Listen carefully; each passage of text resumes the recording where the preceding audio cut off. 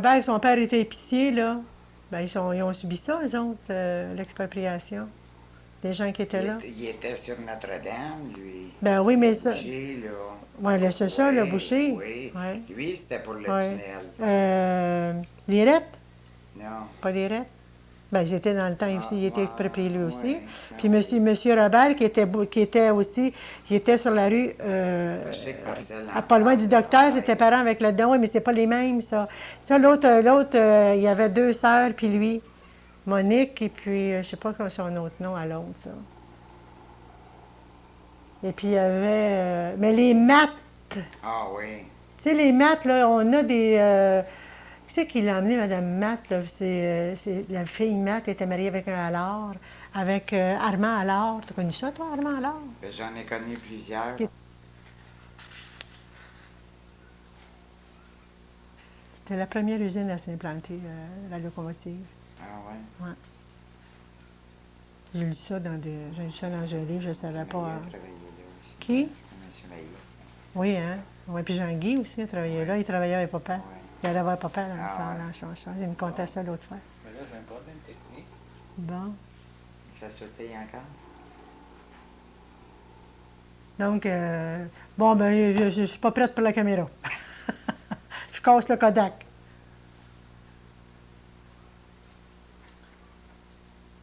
Je vais laisser rouler un petit peu. Ah, bon. Bon. C'est curieux. Elle grogne. Elle n'avance pas? Oui, oui. Sauf que quand je réécoute, là, Ouais. C'est très moelleux.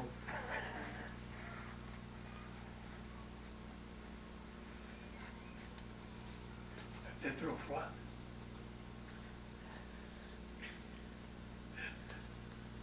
non, mais ça allait suivre son cours. Bon. D'André ont resté là, et puis Aimé Racine qui est resté en bas après. Là, ils sont Puis partis. c'est Aimé Racine qui a construit à côté de chez nous, ça. C'est le père de Madeleine, ça. Oui. Aimé Racine, ben oui. Ouais. Ben oui. Il est resté sur Bruno avant de construire sur Cathy. Oui, il est resté sur. Ben oui, il est resté en bas, dans la maison. Son frère, ça. Maman, il avait Aimé, dit, ça. une fois, maman, il avait dit un mot pour me mettre. Ah, ben oui, c'est vrai. Ah non, non, je suis bien. Ah non, vous Ah, ne devez non. pas parler. Fume-là.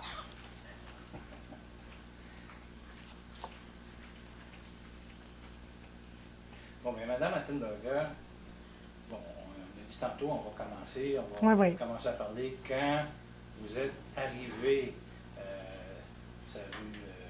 Mes parents sont arrivés. Quand mes arrivés, c'est ça, ils ont. à partir de 1900.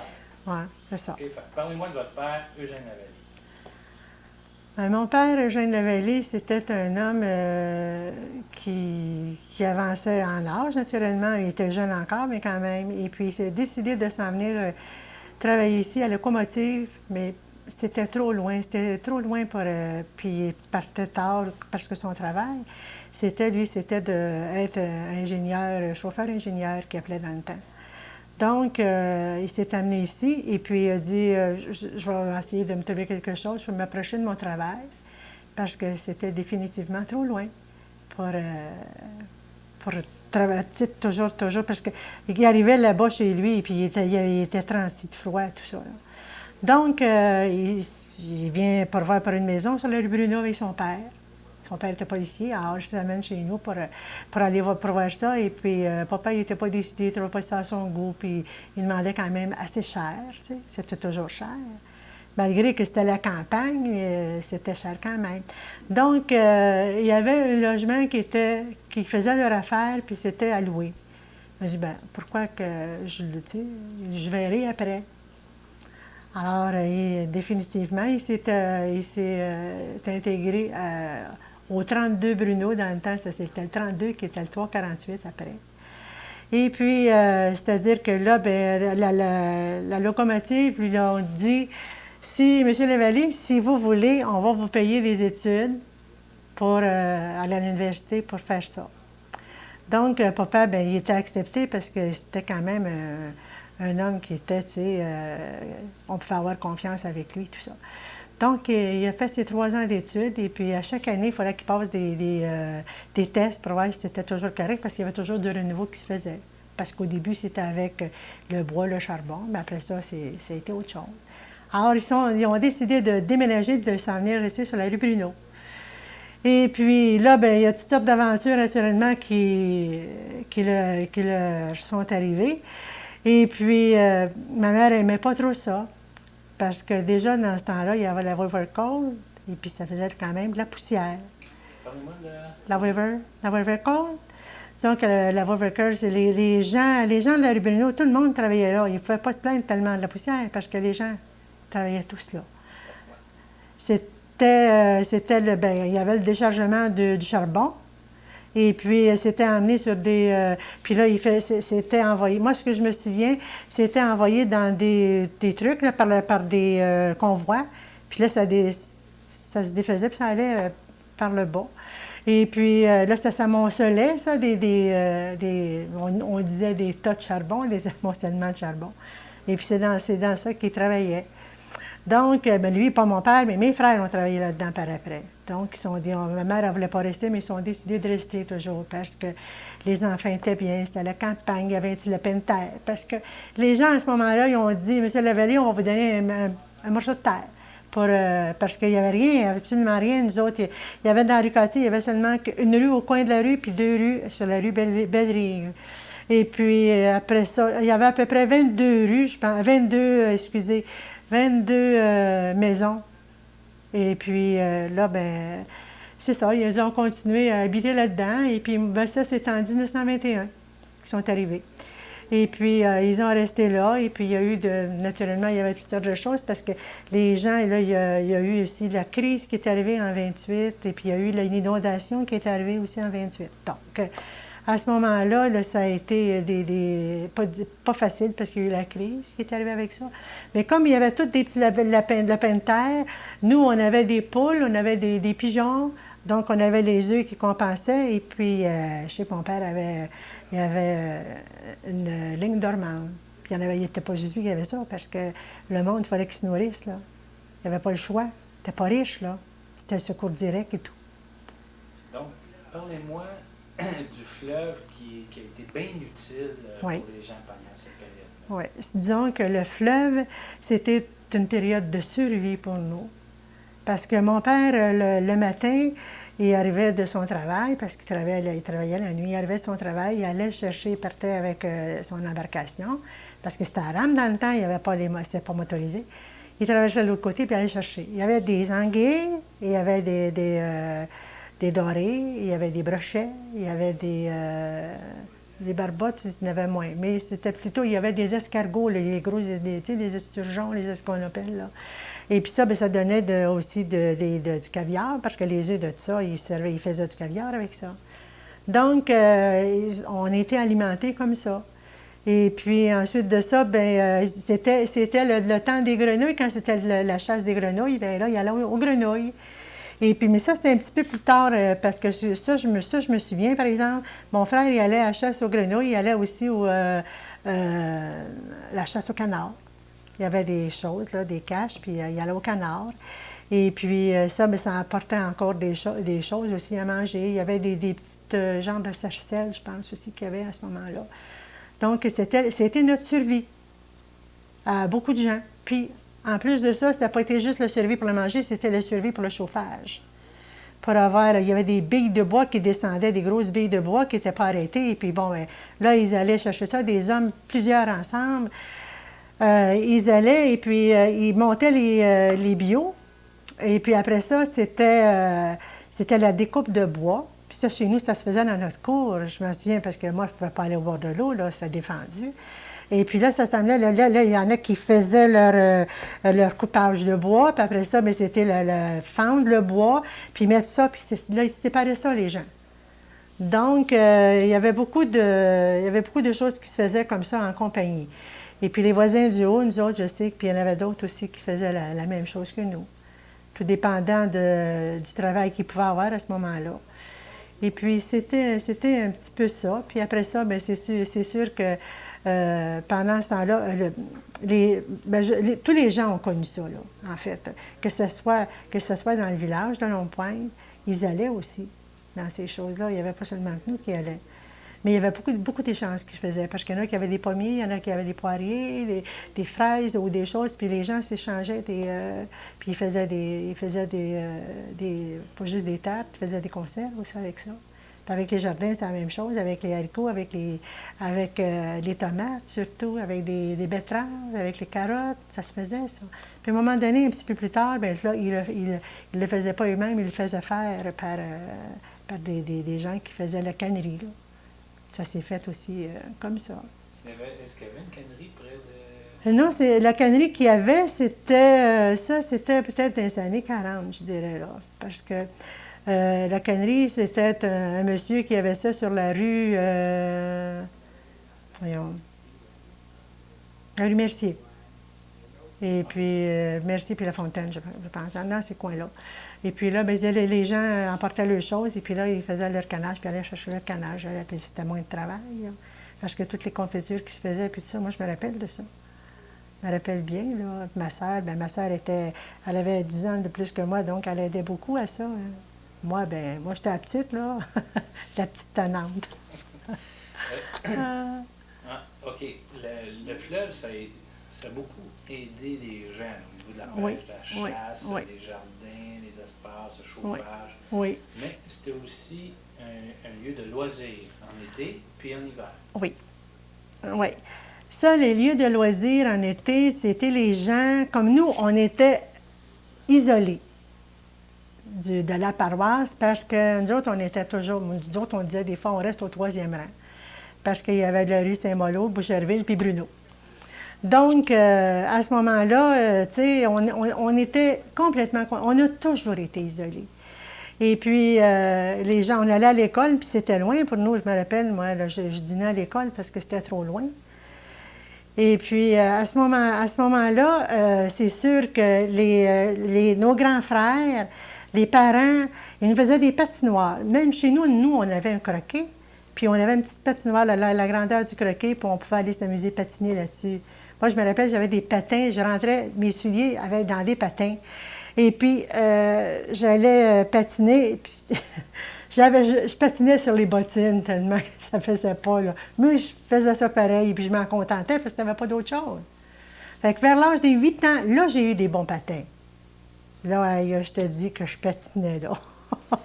Vous mentionnez à un moment donné, vous parlez des glissades au bord de l'eau. Oui. Il y avait des glissoires qui se faisaient sur le bord de l'eau. Et puis ça, c'était puis il y avait même des trous qu'ils faisaient pour arroser tout ça. Puis ça, il y avait c'est comme chez les Messiers, il y avait plusieurs grands garçons là-dedans. Et puis chez nous aussi, naturellement. Et puis on n'était pas les seuls, il y en avait plusieurs, là, parce que les familles étaient assez nombreuses dans le temps. Alors là, ils faisaient ça, puis ils arrosaient ça. Puis on allait, il y avait 3 hélices en dessous de leur traîne, eux autres. La lisse, on embarquait au moins 6 dessus, là. Pas l'hélice, la traîne sauvage. Donc, on s'en allait avec ça, et puis on allait très loin, parce que je me souviens que mes petites pattes avaient de la misère à revenir, tu sais. Bien souvent, j'embarquais sur la traîne sauvage pour remonter, parce que j'étais trop petite. C'est ça, là. Puis les ronds, c'était la même chose alentour de chez nous. Même que les pompiers, quand ils commençaient les ronds, ils venaient aider pour faire le fond. Parce que c'était pas facile de remplir une grande patinoire comme ça. C'était des grandes patinoires, tu sais, qu'on avait. Vous parlez à un moment donné du carnaval de glace. Oui. Un carnaval de glace, c'est-à-dire que là, à ce moment-là, moi, j'étais dans la vingtaine à peu près, là. Ça veut dire que c'était à peu près les années 50, là, tu sais, même en autour des années 50, 52, 53, avant que les autres choses commencent, là. Donc, c'était mes frères qui avaient des petits-enfants, moi, c'était mes petites nièces, puis tout ça, puis on les emmenait patiner. Et puis là, ils ont décidé de faire... il y avait les bouffons. Mon frère, c'était un bouffon. Il y en avait d'autres qui c'était des bouffons. Puis il y avait des courses sur patins. Il y avait aussi des courses, quelqu'un qui faisait du patinage, aussi des parties de hockey, naturellement. Il y avait ça aussi. Et puis, il y avait comme le ballon, genre de ballon-ballet, là, qui faisait aussi là-dessus. C'était pas tellement, mais ça y était aussi. Donc, on s'est amusé là-dessus. Et puis, souvent aussi, comme les pompiers, ils nous prêtaient des trucs pour nettoyer et tout ça. Et puis, en tout cas, c'était un temps là, qui était fin pour essayer. Moi, j'ai vu ça, puis après ça, ça s'est perpétué quand j'étais plus vieille et puis quand je me suis mariée. Ça continuait même encore, mais ça a commencé, c'est là que ça a commencé à laisser, là. Tu sais, dans les années, je dirais à peu près 48, 50, en ces moments, tout est arrivé ensemble. On aurait dit que tout se faisait, là, tout après la guerre et tout ça. Il y avait eu des choses quand même qui se sont passées dans le temps de ça. Moi, j'avais des frères qui étaient là-dedans aussi. Là. C'était pas... Bon, en tout cas, ça passait par là, comme tout le monde, oui. On va revenir oui. aux activités oui. de loisirs au bord de l'eau, mais oui. en été. Ah, bien, en été, dans le temps, il y avait des... les gens allaient à la pêche sur ce côté-là, ici, chez nous. Puis on avait ce qu'on appelait le quai des Sœurs, qui avait le... Bien, je pense que je ne l'ai peut-être pas parlé, mais là, ça me revient à l'idée. Il y avait le quai des Sœurs, qui était la conciergerie qu'on appelle, juste où il y avait les Sœurs de la Providence. Il y avait une conciergerie, là, puis il y avait une chose d'eau... c'était une grosse butte, puis c'était des réserves d'eau qu'il y avait pour les sœurs, ça. Puis il y avait le cimetière qui était là. Bon, il y avait tout ça. Et puis, on a eu des ronds à patiner aussi dans ça. Puis, bien, là, je viens sur l'eau, on allait sur le quai, puis on allait pêcher. J'allais me les faire avec ma sœur, puis avec des copains, là, qu'il y avait. Puis j'avais à peu près, tu sais, 9 ans, à l'entour de 9 ans. Et puis, on faisait ça. Puis on se baignait, mais il ne fallait pas... Parce que c'était trop creux, là. Et puis là, il y avait tous des genres de quais avec des rouleaux. Là, ils montaient les embarcations, ils les montaient là-dessus pour qu'ils ne soient pas toujours dans l'eau. Puis, à un moment donné, bien là, il y a tout eu aussi quand c'était les choses moteurs, bien là, il y avait toutes comme des bouées. Avec, des fois, c'était des genres de choses d'huile en acier ou en tôle, je ne sais pas quoi. Puis, il y avait des billots de bois aussi. Puis là, ils attachaient les embarcations. Il y en avait au moins, s'il n'y en avait pas une vingtaine, il n'y en avait pas une. Là. Puis là, je me suis... Une vingtaine de personnes qui possédaient des embarcations. Des embarcations. Puis après ça, mais là, c'était les embarcations moteurs qui sont arrivées. Donc, mon père avait son embarcation moteur. Bien là, ça allait mieux parce que la guerre était passée, et puis tout ça. Donc, les années ont été plus belles par après, là. Mais ils ont quand même subi beaucoup de choses.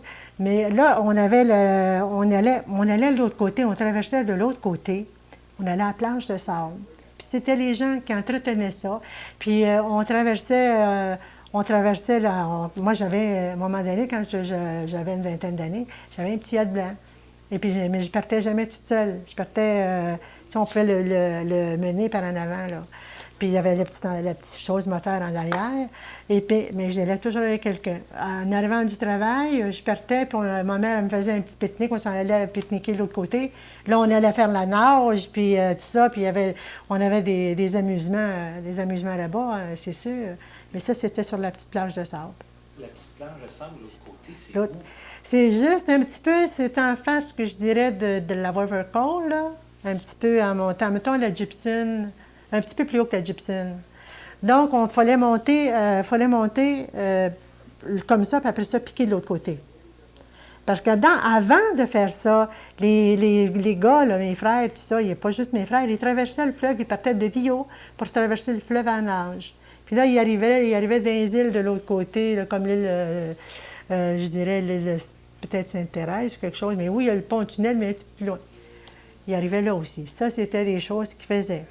Et puis, ensuite de ça, avec les bateaux qu'on avait au quai, là, au quai de la River Cole, il y avait les matelots, ils venaient se baigner aussi. Il y avait des gros bateaux qui venaient là, proche de là, puis là, ils venaient se baigner aussi. Et ça, c'était les choses. Puis ensuite de ça, bien, on jouait, nous autres, on appelait ça jouer au moineau. C'était des manches de bois qu'on avait, puis ils faisaient pointu des deux bouts, des manches de bois de mop ou de balai ou des choses comme ça.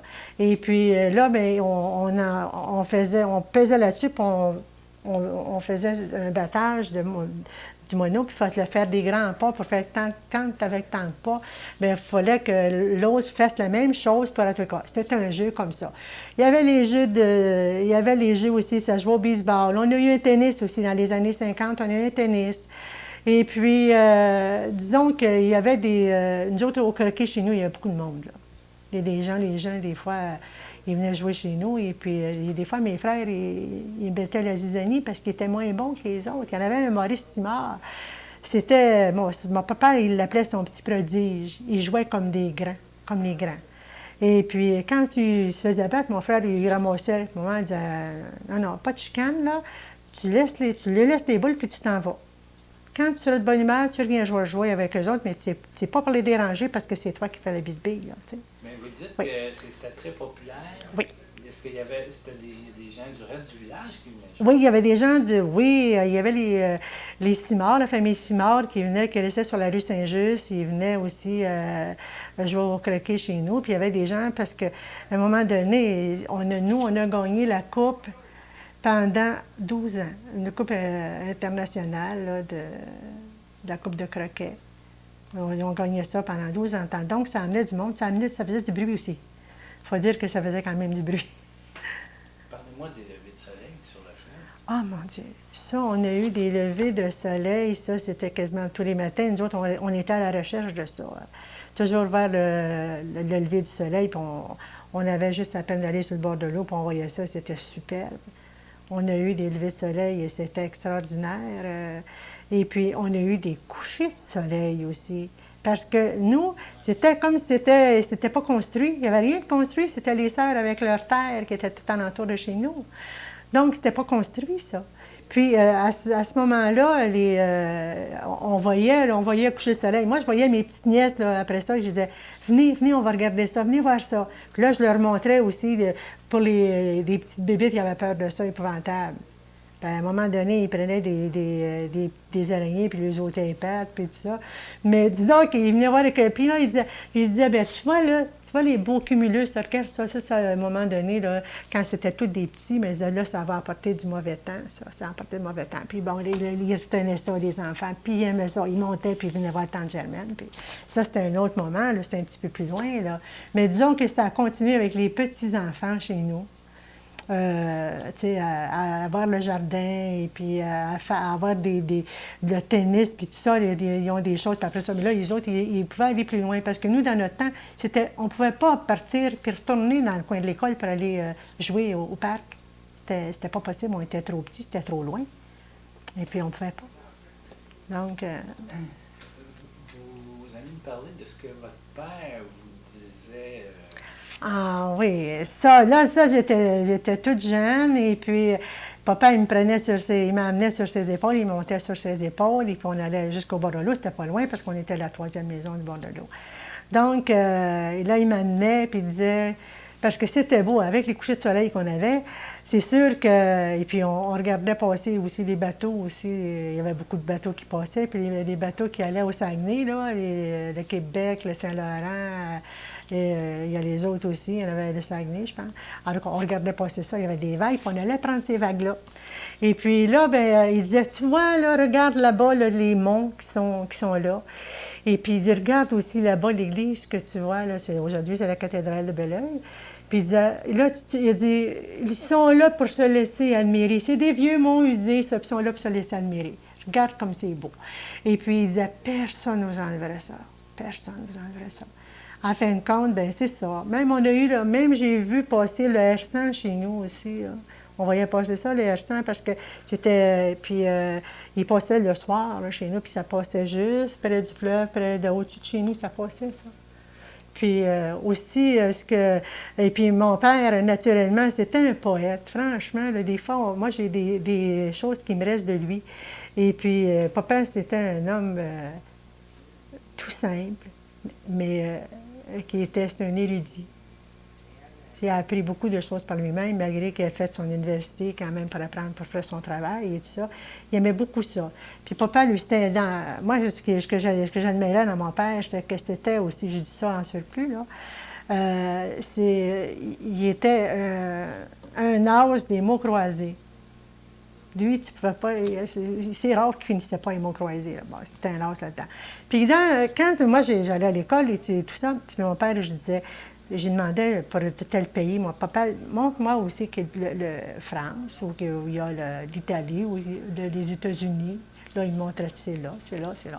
Là, j'ai dit, comment je vais faire pour y en trouver un qui ne peut pas le voir, tu sais, ça va être trop petit, d'un coup, je vais à la Suisse. Je demande, papa, à quelle place que c'est la Suisse était là? Il lisait sa presse des fois, il disait, oh, c'est là, là. puis il avait le doigt en plein dessus, là. Mais justement, moi, je l'admirais, là, tu sais, j'ai dit, mon Dieu, que c'est-tu beau. Puis j'étais bonne dans ça aussi. Tu sais, quand tu admires ton père, et puis, hein, que... Maman, elle ne s'occupait pas de nous autres tellement pour les leçons. Et puis, mais j'avais ma grande sœur qui s'occupait de moi, tu sais, puis mon père aussi qui nous montrait des choses. En tout cas, c'était intéressant.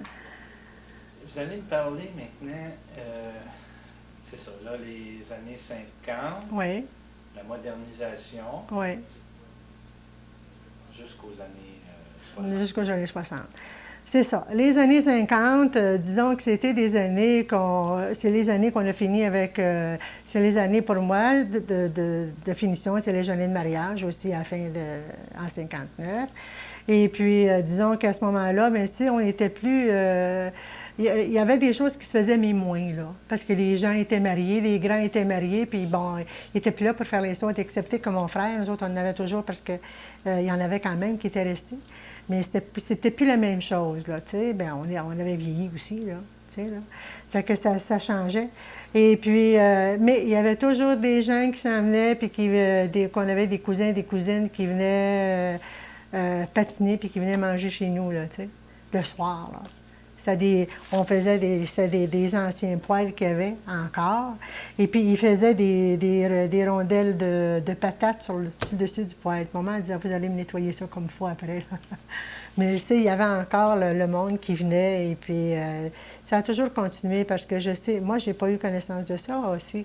Mais je sais que mes frères, il y avait toujours des cousins, des cousines que moi, je me demandais qui c'était tout ce monde-là. T'sais, mais là, après ça, ça a changé. Naturellement, là, les choses, c'était le cinéma qui rentrait en ligne de compte. Et là, ça a été un petit peu... c'était un peu différent. Et puis là, c'est sûr qu'avec le modernisme qui s'est envenu, bien sûr que là, bien, il parlait de faire la canalisation du Saint-Laurent dans les années 60. Et puis c'est là que nos embarcations qui nous ont coupé ça complètement avec la canalisation du Saint-Laurent et puis le droit. Puis c'est après que le quai de chez nous s'est arrivé. Là, ça a fait... Là, les gens se sont révoltés et tout ça, puis on dit que ça n'avait pas de sens parce que là, on était rendus... Ils nous ont rempli ça avec de l'incinération, des restants d'incinération. Donc, la senteur que ça apportait, là, c'était pas trop bon, hein?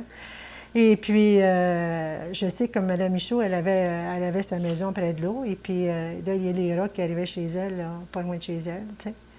L'autre était un petit peu plus loin, mais ça n'a pas été joyeux à ces moments-là. Là. Puis là, oui. Ce que vous dites, c'est ça, c'est que ça, c'est l'arrivée du port de Oui. Montréal qui s'agrandissait. Oui, bien là, oui, là, il était en train de préparer ça. Donc, il leur avait dit, pourquoi, parce que là, il préparait les îles pour faire les îles là, du fameux, voyons, un jour, quand il viendra, l'expo. Et puis, là, ils ont dit, mettez-nous des choses comme ça. Là, ils ont mis des choses. Mais n'empêche que ça fait pas tellement d'années qu'on a eu des gaz qui sont échappés. Ils ont été obligés de faire des trous parce que ça faisait comme des genres d'explosion. Ils ont été obligés de faire des trous dans ça. Puis ça fait pas tellement d'années. Je ne pourrais pas dire au juste combien, mais ça fait pas tellement d'années. Donc, ça, c'est encore ça qui s'est emporté des trous avec cette histoire-là. Et puis, ça, bien là, c'est là que ça a commencé. Et puis, je dirais, moi, que là, ce qui était dur aussi, c'est pour l'expropriation des maisons qui ont eu lieu, pour le tunnel, démolir l'église et tout ça. Puis ça, là, on était encore plus éloignés. On était encore à l'autre bout du... Puis quand il y a des listes électorales, à un moment donné, bon là, on était séparés, nous autres, parce que là, à partir de Boucherville, c'était d'une autre place. Puis nous, toutes nos attaches étaient toutes là. Il n'y avait rien. On avait une épicerie du coin, puis l'épicerie qu'il y avait là, bien, tu sais, à un moment donné, bien, des fois, c'est peut-être un petit peu plus cher, mais on achetait tout là. Puis là, quand ça a parti, ça, cette épicerie-là, après ça, là, tu sais, tu es obligé d'aller chez Steinberg, tu es obligé d'aller partout. Si tu n'as pas d'auto, on n'avait pas d'auto, là, nous autres, là. On a eu un auto après, quand je me suis mariée, tout ça, on s'est acheté un auto. On n'avait pas d'auto. Donc, mon père n'a jamais eu d'auto non plus. Donc, lui, il ne savait pas conduire. Et puis, bon, il n'y avait pas, pour son travail, c'était pas loin, c'était pas tellement important. Parlez-moi donc, vous avez été extérieur, oui et non. Vous avez vu disparaître l'église. Oui. Mais vous avez été témoin aussi Oui, j'ai vu des démolitions des autres maisons. Bien sûr que j'ai vu ça. Moi, quand l'église s'est démolie, surtout, on était là et puis les gens, ils ne faisaient pas juste avoir de la peine, à chaud de l'âme, tu pleurais. Moi, j'ai vu ça. Et puis, tu sais, quand tu dis, tu as le clocher qui s'en va. Puis moi, je regardais ça de chez moi. Je pouvais voir démolir l'église avec mes lunettes d'approche. Puis je voyais tomber ça. Ça faisait mal. Ça faisait mal. Et puis, je me souviens que ma mère, elle, a dit... Puis je disais ça, j'ai dit, tu vois, maman, moi, je suis venue au monde, j'ai été baptisée là, j'ai fait ma première communion, ma confirmation, mon mariage, tout ça. J'ai dit, je ne serai pas enterrée là. Tu sais? Fait que, tu sais, maman, elle dit, écoute, c'est peut-être une bonne chose pour toi, tu sais, parce que, tu sais, je faisais des folies un petit peu là-dessus aussi. Mais il reste que c'est toute une vie. Je suis comme moi, que je suis née là, et puis je suis jamais partie de chez moi. Là, je pars, puis je m'en viens ici. Ça veut dire que ça prend 69 ans avant que tu déménages de ta maison, que tu n'es jamais parti de là. Puis... Oui. Avez-vous l'impression, ce que vous avez ressenti en étant obligé de quitter votre lieu de naissance et tout, de ressentir un peu la même chose que les gens ressentaient à l'époque quand ils ont été obligés d'abandonner leur maison pour le tunnel? Ça, j'en sais rien. J'imagine que les gens ont dû avoir beaucoup, beaucoup de difficultés. Mais moi, en n'ayant pas d'enfant, ça dérange, ça perturbe moins mes choses. On est les deux ensemble. Disons que je ne peux pas penser comme des gens qui ont des enfants et puis qu'ils sont attachés. Moi, je suis attachée là parce que je ne connaissais pas, je n'ai jamais déménagé. C'est peu dire, mais c'est ça. Mais je me dis, je me conditionne pour pas que ça me fasse mal. Que je me suis conditionnée comme ça, puis je suis venue ici plusieurs fois avant de trouver le logement que j'aimais. Et puis, je ne m'attendais pas. Je disais, je vais aller voir ailleurs, je vais aller voir des condos, je vais aller voir toutes sortes de choses, tu sais, pour voir. Puis, naturellement, mon mari, on avait tellement mis de temps sur notre terrain, parce qu'on a participé à des concours, puis on a gagné pour l'aménagement de terrain, terrasse et jardin. Et puis, on aimait tellement ça. Puis là, les gens du coin, il y en avait un, surtout, il y avait M. Libersan qui s'en venait chez nous, puis il disait, « Oh, je m'en viens dans mon petit paradis. » Puis il s'en venait, puis il venait de jaser. Il restait à peu près 1 heure, il repartait. Tu sais, tu étais rendu là, dans les 78 ans, à peu près. Là. Fait que c'était ici quand tu veux laisser, puis il avait sa maison, lui aussi, là-bas. Là. Donc, c'était un dur couple, lui, parce qu'il pleurait tout le temps. Puis ça nous faisait de quoi? Parce que je disais, tu sais, il était tellement bien, puis il avait une belle petite maison, puis il avait tellement un beau terrain bien aménagé, lui aussi. C'était super beau, son terrain. Il était moins grand, mais il était super beau. Sylvie, on va revenir Oui. au début des années 60. Comment c'est, selon vos connaissances Oui. à vous, comment ça a commencé ça, auprès des gens, la préparation pour le tunnel? Ils ont dû commencer à en parler avant de démolir les maisons. Ils n'ont pas démoli ça non. le lendemain matin. Bien, ils ont pris d'abord, ben non, parce que là, quand ils ont parlé de ça, c'était pour faire le tunnel en but de l'expo aussi. Ça donnait quand même une bonne partance pour faire ça. Donc les gens, c'est sûr que les gens n'étaient pas contents que ce soit. Ils ont dit, bien, ils ne peuvent pas passer, 200 pieds plus loin, là. Pourquoi que ça n'aurait pas été les salles qui auraient été déplacées au lieu de l'église, tu sais? Ça déplace bien du monde. Mais pourquoi qu'ils n'auraient pas passé dans le champ en arrière chez nous, là? Il y avait de la place là, pour en faire un tunnel, là, aussi, une supposition, là. Pourquoi démolir l'église qu'on aimait tant, puis qui était si belle, avec des orgues casavants là-dedans et tout ça, puis bon. C'est sûr que les gens, moi, à ce moment-là, quand ça a été démoli, c'est sûr que j'avais plus les mêmes choses que quand j'étais plus jeune, là. Et puis, tu sais, on avait moins d'affinité aussi avec les gens, parce que là, on n'allait pas à l'école, on travaillait, nos amitiés, ça avait changé, ça s'était élargi ailleurs et tout ça. Et puis, j'ai pas la même vision de ce qui s'est passé là que là, par exemple. Mais disons que j'ai dit, je prends ça, j'ai dit, moi, je verse pas une lame, je verse pas une lame, j'en ai pas versé une lame non plus. Mais à l'époque, les gens. Est-ce que vous avez été, à part l'Église, à part Oui. la démolition de Oui. l'Église, est-ce que vous avez été témoin de démolition de maisons, par exemple, ou d'autres personnes qui...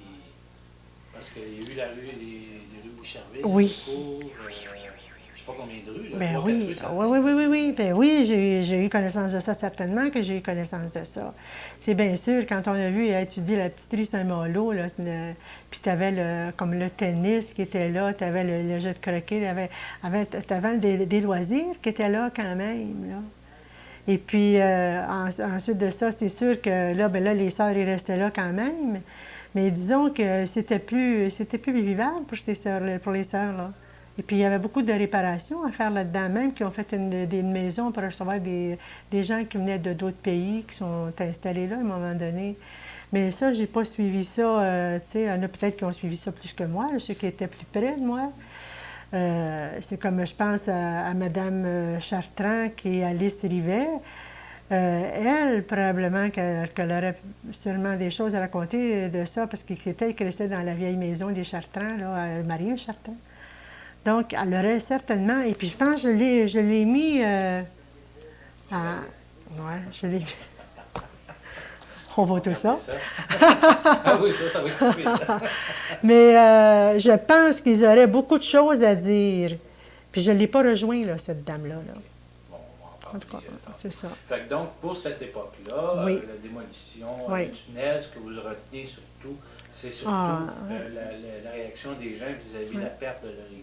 Oui, la perte de l'Église. Et puis nous, disons que quand ils ont choisi, puis là, c'était le choix de l'Église où on la place, cette Église-là.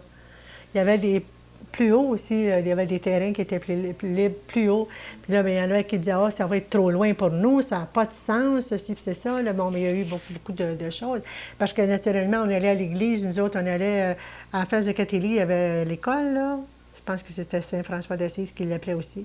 Donc, il y avait la messe qui se disait là. Il y avait la messe qui se disait au centre d'achat, sur la rue Notre-Dame, là, contre le métro. Il y avait une messe, la messe se disait là. À part de ça, bien là, on allait, nous, ça veut dire qu'on allait à Saint-Donat, on allait à Sainte-Louise-Marillac, on allait à Saint-Bernard avec ma mère, là. Tu sais, on disait, bon, on s'en va. Puis là, de temps en temps, on allait là aussi. Et puis, ça nous a pas mal déboussolé. Comme maman aussi, elle était là depuis 1921. Donc, pour elle, c'était presque toute sa vie, là. Parce qu'elle était pas tellement vieille quand elle est arrivée là. Donc, ça, c'était dur dans ce sens-là. Là. Pour nous, là, c'était dur parce qu'on a vécu ça. Là. On ne savait pas où aller se brancher pour aller à la messe. Et puis, ça n'a pas été fait. On allait à l'oratoire Saint-Joseph. Je disais, à un moment, on va-tu aller faire ici, pas loin, là, chez les pères, ici, là, et à Petite-Chapelle. On y allait tout partout. Alors, c'était... là, on était déracinés de notre église aussi.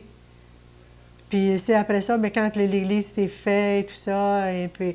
C'est pour ça que le baptême, là je reviens là-dessus, bon, c'est une chose de ça, là. Et puis je dis, c'est une dernière qu'il y a eu là-bas à l'église, parce que ça s'est démoli par après, en 61, 62. Ouais. Moi, c'est ça. Donc, là, c'est encore du but en blanc là, que je compte, là. Et puis c'est à peu près ça. Disons que c'était difficile, mais bien, c'est sûr que quand on ne s'y but pas directement, mais c'était difficile d'être séparé des gens. Bien difficile. Isolé. Oui, on était isolés, encore une fois isolés. Et puis là, mais là, c'est encore une fois, là, c'est plus qu'isolé, là, c'est déraciné. Je ne sais pas ce que ça apportera, là, ça. On ne sait pas encore. Mais disons qu'après ça, bien là, la continuité s'est faite dans un sens que là, bien, c'était des démarches pour autre chose, parce que là, on n'en pouvait plus, là, on n'en peut plus. On dit, mais ça n'a pas de sens de continuer comme ça. Puis là, ça s'est amené à l'expropriation pour nous. Ce qui finalement est une bonne chose. Ce qui est oui, parce que moi, je me dis que la petite maison qu'on avait était quand même, c'était une petite maison qui était très bien entretenue, rénovée, tout ça, là. Bon. Puis le terrain, c'était bien. On avait bien de la joie là-dedans, tu sais. Puis ça causait de la joie à beaucoup de monde aussi qui regardait ça. Puis on en était conscient, puis on aimait ça. Mais là, tu dis, là, tu t'en vas et tout ça, puis tu dis, bon, moi, je me suis dit à un moment donné, bon, là, on l'a eu tout ça, là. C'est passé. Mais quand tu parles, je dis, mais comment tu vas vendre ça, ta maison? Parce que là, nous autres, là, il n'était pas question de vendre une maison. Tu sais, à un moment donné, tu dis, par exemple, les locataires, ils nous disent, ben, vous autres, vous en foutez ou n'importe, parce que, on s'en fout pas. Parce que nous, on aurait pu vendre à perte. Mais on n'aurait pas eu le montant. Un montant qui nous aurait aidé, et puis qu'on aurait dit, bien, tu sais, on ne perd rien, là. Parce que nous autres, c'est sûr qu'on avait la maison, on avait le terrain qui nous amenait une grosse compensation. Puis une vie de travail aussi. Puis une vie de travail qui était là, mais comme je dis, on dit, il faut... Mais mon mari, il trouve pas ça, il trouve pas ça facile. Parce que quand il est arrivé, lui, il n'aurait pas voulu rester là. Ça, c'est personnel, là. Mais après ça, ben là, il s'est habitué avec les gens. Parce que, tu sais, quand tu viens d'en dehors du pays, tu es immigré, tu as toujours des bons coups à un moment donné, tu sais, que tu subis à cause de ça. Alors, il n'a pas été facile de s'intégrer avec les gens à cause de ça. Puis je disais, bon, on va s'organiser, tu sais, on est ensemble, on va s'organiser. Et puis, tu sais, avec le temps, bien là, ça s'est placé, puis bon, ça a fonctionné, puis bien, tout le rassemblement qu'il y a eu et tout ça, pour lui, ça a apporté plus de... avec les gens et tout ça, plus de, tu sais, comprendre mieux que c'est pas tout le monde qui sont pareils, c'est pas tout le monde qui sont des voyous, tu sais. Alors, tu as des bonnes choses qui t'arrivent, puis il y en est conscient aujourd'hui. C'est passé. Mais on est quand même content mais c'est pas fini, c'est pas terminé quand même, là. Mais ça fait rien, c'est sur le bon côté. Madame Meillet, elle va vous en discuter de ça. Je pense que là, c'est moi là, qui va lâcher, là. Hein? Oui, on a fait pas mal le tour. Bien, c'était, disons que c'était à peu près, là, puis j'étais en admiration avec elle, tu sais. Et puis ça, on a eu des C'est pour dire que c'était pas la crise. C'était dans la crise. En tous les cas, moi, quand je devais avoir à peu près 6 ans, ça veut dire en 36, ça.